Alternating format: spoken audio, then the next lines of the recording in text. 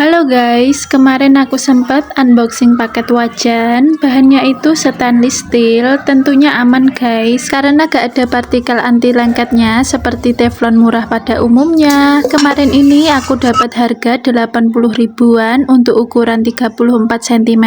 Tentunya gak mudah bocor karena aku pilihnya kualitas stainless yang tebal. Untuk seasoning wajannya aku lakukan pas pindahan rumah nanti aja ya guys.